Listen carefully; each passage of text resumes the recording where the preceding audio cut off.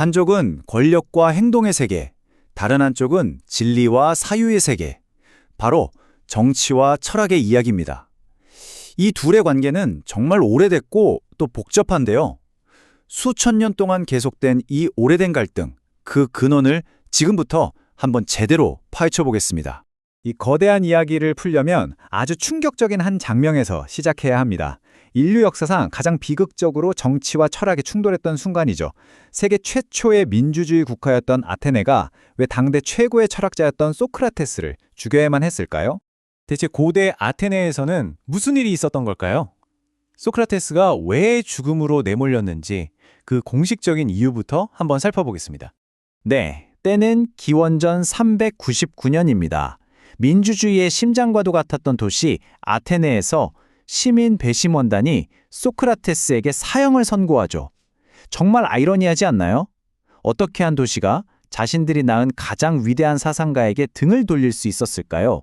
바로 이 모순적인 사건이 모든 이야기의 시작점입니다. 표면적인 죄목은 두 가지였습니다. 아테네의 똑똑한 청년들을 이상한 길로 이끌어서 타락시키고 도시가 전통적으로 섬기던 신들 대신 듣도 보도 못한 새로운 신을 믿게 했다는 거죠. 하지만 사실 이 죄목 뒤에는요, 기존의 질서를 뿌리부터 뒤흔드는 어떤 새로운 생각, 즉 철학 그 자체에 대한 아테네인들의 깊은 두려움이 숨어 있었습니다. 아니, 도대체 생각이 뭐가 그렇게 위험하다고 그랬을까요? 그 답을 찾으려면 소크라테스의 가장 뛰어난 제자였죠. 플라톤이 남긴 이야기로 들어가 봐야 합니다. 아마 서양 철학사에서 가장 유명한 비유일 겁니다. 바로 동굴의 우화입니다. 한번 상상해 보세요. 평생을 어두운 동굴 안에서 쇠사슬에 묶인 채 벽만 보고 살아온 사람들이 있습니다. 이 사람들에게 현실이란 건 벽에 어른거리는 그림자가 전부예요. 그런데 어느 날 한 죄수가 극적으로 풀려나 동굴 밖으로 나갑니다. 태어나 처음으로 진짜 태양과 나무, 진짜 세상을 본 거죠. 충격에 빠진 그는 동굴로 다시 돌아가 동료들에게 외칩니다. 우리가 봤던 건 다 가짜야. 진짜 세상은 밖에 있어. 하지만 동료들은 어땠을까요? 오히려 그를 미쳤다고 손가락질하고 자신들의 평온을 깨뜨린다며 그를 죽여버립니다. 플라톤이 말한 이 비극적인 인물이 바로 소크라테스, 즉 철학자를 상징하는 겁니다.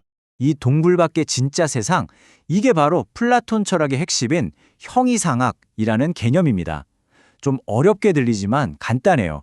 우리가 눈으로 보고 만지는 이 감각의 세계, 즉 동굴 너머에 마치 수학 공식이나 기하학의 원리처럼 눈에 보이지는 않지만 완벽하고 영원히 변치 않는 진리의 세계, 이데아의 세계가 존재한다는 생각이죠.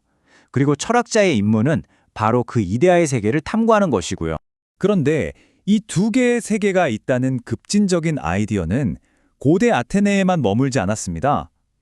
시간이 흘러 서양 문명 전체를 뿌리부터 뒤흔드는 거대한 사상으로 발전하게 되는데요. 바로 종교, 즉 신학의 세계와 만나면서부터입니다. 기독교 신학의 기틀을 닦은 거장이죠. 성 아우구스티누스가 플라톤의 철학을 읽고는 말 그대로 무릎을 탁 친 겁니다. 그는 플라톤이 말한 저 동굴 밖에 완벽한 진리의 세계가 바로 신의 왕국을 가리키는 것이라고 확신했어요. 그러니까 아우구스티누스에게 플라톤은 신의 존재는 몰랐지만 신의 세계를 어렴풋이 엿본 사도와 같은 존재였던 셈이죠. 아우구스티누스는 여기서 한 걸음 더 나아갑니다. 플라톤의 철학자는 진리를 전하러 동굴로 돌아갔다가 결국 무지한 사람들에게 살해당하는 비극으로 끝났잖아요. 그런데 아우구스티누스는 이렇게 해석한 겁니다.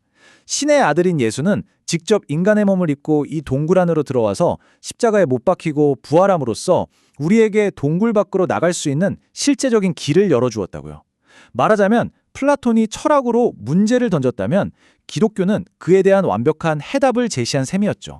자, 이렇게 되면서 서양 문명에는 서로 절대 섞일 수 없는 두 개의 거대한 세계관이 정면으로 충돌하게 됩니다. 하나는 이 땅 위의 현실, 권력과 명예를 좇는 정치의 세계고요. 다른 하나는 저 너머의 영원한 진리를 추구하는 철학 신학의 세계입니다. 이 두 세계가 얼마나 다른지 한번 나란히 놓고 비교해 볼까요? 표를 보시면 아시겠지만 정말 모든 게 정반대입니다.